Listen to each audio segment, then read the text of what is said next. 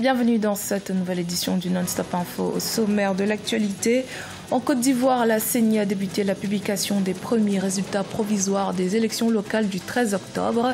Des premières tendances qui ont instauré un climat politique délétère dans le pays ont fait état d'au moins 2 décès depuis dimanche 14 octobre. François Compaoré, frère cadet de l'ex-président burkinabé Blaise Compaoré, a déposé une plainte à Paris pour contester la procédure d'extradition qui le vise dans l'enquête sur l'assassinat du journaliste Norbert Zongo en 1998. Et puis, focus sur le projet Africa Code Week, un projet qui entend initier la jeunesse africaine à la programmation informatique. Déjà actif dans 35 pays, le projet est présent au Bénin depuis 2015. En Côte d'Ivoire, les résultats provisoires des élections locales ont commencé à être publiés. Si le fair-play reste de mise dans certaines régions, d'autres sont soumises à de vives tensions qui ont déjà engendré au moins 2 pertes en vies humaines. Reportage de notre correspondant Olivier Diakota. Les candidats du Rassemblement des oufouettistes pour la démocratie et la paix sortent provisoirement vainqueurs des élections locales du 13 octobre 2018 dans le Ourodougou, au nord-ouest du pays. La Sénat Diomandé obtient 38,24% au municipal et Boakifana 44,04% au régional selon la commission électorale locale. Nous sommes allés dans une compétition très serrée et la lutte n'a pas été facile. Donc naturellement, quand on sort victorieux d'une telle épreuve, on a des raisons d'être satisfait. Je crois que ça va être un conseil assez pluriel et chacun apportera son idée et puis nous allons bâtir notre ville. C'est le développement qui nous intéresse tous. Des résultats provisoires immédiatement contestés par leurs concurrents Mamadou Diomandé et Idrissa Bakayoko qui obtiennent 43,59% au régional et 37,70% au municipal. Nous avons constaté beaucoup d'irrégularités, des irrégularités criades qui frôlent le hold-up. À la préfecture, le tableau d'affichage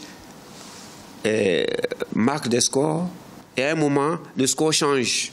Certains électeurs ont manifesté leur mécontentement suite à l'affichage des résultats provisoires des élections municipales et régionales. Les appels au calme se multiplient. Le taux de participation quant à lui de la région au niveau des municipales s'élève à 57,53% et au régional à 45,90%.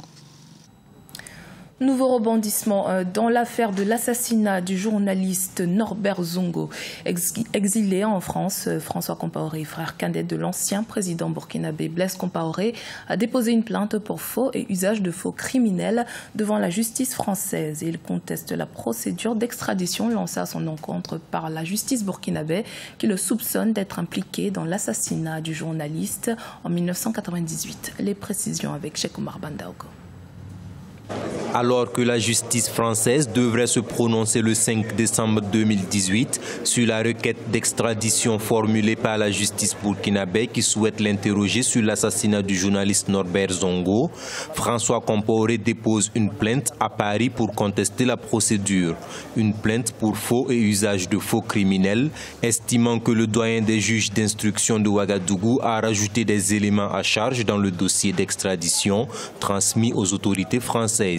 Nous nous étonnons que ce soit M. François Compaoré lui-même qui, curieusement, se retourne vers la justice de son pays, alors même qu'il en a l'occasion depuis fort longtemps de se présenter librement pour se défendre. Parce qu'une inculpation ne veut pas dire une condamnation. Selon le communiqué des avocats du frère cadet de l'ancien président burkinabé Blaise Compaoré, cet ajout reproché au juge d'instruction ne peut être le résultat d'une simple erreur matérielle, mais caractérise bien une intention frauduleuse. De toutes les façons, en droit, les exceptions sont soulevées, ce que nous disons in limine litis, c'est-à-dire avant, mais pas après. Après que le débat se soit mené, qu'on ait mis l'affaire en délibéré, il revient après un coup pour dire oui, mais une pièce qui était fausse là. C'est ça le ridicule. En rappel, François Compaoré avait été arrêté à l'aéroport Roissy-Charles de Gaulle à Paris fin octobre 2017 en vertu d'un mandat d'arrêt émis le 5 mai de la même année. Il avait été remis en liberté et placé sous contrôle judiciaire. La justice burkinabé réclame depuis lors son extradition. Implanté au Bénin depuis 2015, le projet Africa Code Week s'emploie à initier les jeunes à la programmation. En 2018, 20 000 jeunes béninois ont été initiés au programme du numérique. Grâce à cette initiative, le programme qui vise à développer l'enseignement numérique sur le continent est déjà présent dans 35 pays. Reportage de notre correspondant Leftiono. Le projet Africa Code Week impacte de jeunes lycéens et collégiens béninois. À l'instar des pays de l'UEMOA, le Bénin s'est approprié l'enseignement numérique du projet Africa Code Week depuis 2015. Africa Code Week constitue une plateforme qui outille les communautés à répandre l'enseignement numérique en Afrique. Le projet initie les jeunes bénéficiaires à la programmation informatique et leur inculque les compétences pour réussir dans le secteur du numérique. Le projet vise à former un nombre maximum de professeurs et de volontaires qui à leur tour doivent aller former des jeunes dans les collèges ou dans les bases communautaires. Environ 300 jeunes volontaires et plusieurs acteurs du secteur éducatif béninois ont été formés au langage de programmation Scratch au cours de l'édition 2018 d'Africa Code Week. De nombreux jeunes, notamment 3 étudiants, ont saisi cette aubaine afin de concevoir des programmes de jeux éducatifs. D'abord, on a pu créer un jeu QCM, questions-réponses. Après, on a pu créer un jeu de course. Au terme de sa campagne de l'année 2018, Africa Code Week entend initier au programme du numérique près de 600 000 jeunes africains, notamment 20 000 jeunes béninois. Rappelons que de 2015 à 2017, 1,8 million de jeunes ont été initiés à la programmation informatique dans 35 pays africains. La République démocratique du Congo est de nouveau frappée par une nouvelle vague de l'épidémie d'Ebola. 2 nouveaux cas ont été confirmés par les autorités sanitaires dans le Nord Kivu, à l'est du pays. Ces cas viennent s'ajouter aux 211 cas et 131 décès recensés depuis le début de l'épidémie. Les autorités affirment que la situation est sous contrôle. Une campagne de prévention a été lancée dans les écoles. Écoutons à ce propos l'enseignant congolais Jospin Kambale Mouliata. Étant qu'éducateur et enseignant, j'ai toujours conseillé aux parents que l'école constitue un grand acteur pour la lutte contre le virus Ebola, parce que c'est à l'école où l'on apprend beaucoup plus les mesures d'hygiène qu'à la maison.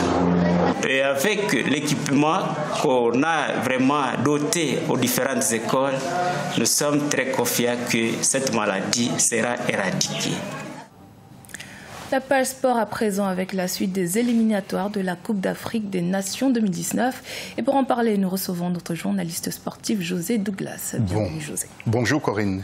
Alors certaines équipes doivent encore confirmer leur victoire du 3e tour pour s'assurer un voyage au Cameroun, José. Exactement, des déplacements difficiles pour certaines sélections.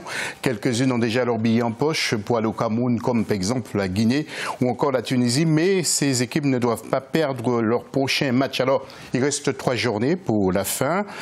Et je rappelle bien que les 2 premières équipes seront qualifiées et le meilleur 3e ainsi que le Cameroun qui est le pays organisateur. Nous avons sélectionné 4 groupes à suivre de près pour ce 4e tour. Tout d'abord, regardez pour le groupe A, Madagascar qui reçoit la Guinée équatoriale, score 1-0 pour le 3e tour. Et puis Soudan, Sénégal, le Sénégal l'avait remporté 3-0. Vous voyez le classement avec Sénégal et Madagascar qui ont chacune 7 points. Pour le 2e groupe, eh bien, il s'agit du groupe C avec le Gabon qui va jouer contre le Soudan du Sud, 3-0 pour le Gabon au match aller, puis le Burundi et qui reçoit le Mali, 0-0 pour le 3e tour.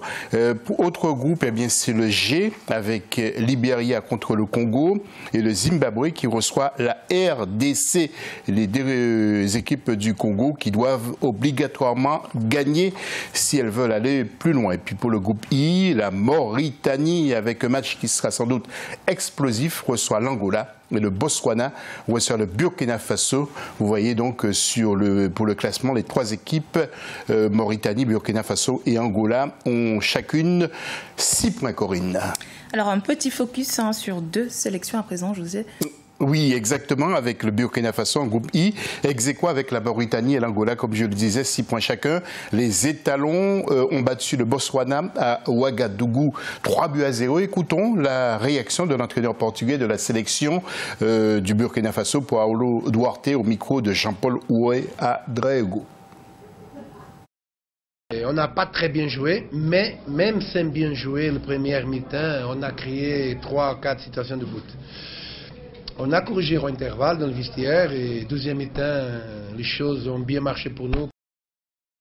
Autre réaction, c'est du côté du Mali, premier de son groupe, le Mali qui traverse la pire crise de son histoire. C'est un comité de normalisation, vous le savez, qui gère les affaires courantes. Pas de championnat depuis 2 ans, mais la sélection parvient à rester sur les rails. Écoutons un des joueurs locaux, Mamadou Diarra Gila, en compagnie de Mokhtar Bari.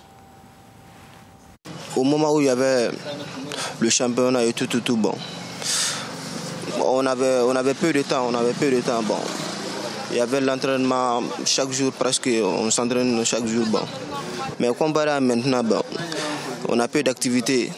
Ben, maintenant, moi, quand je parle à l'entraînement le lundi, ben, quand je viens seulement, vu qu'il n'y a pas l'entraînement de choix, je viens prendre du thé ici.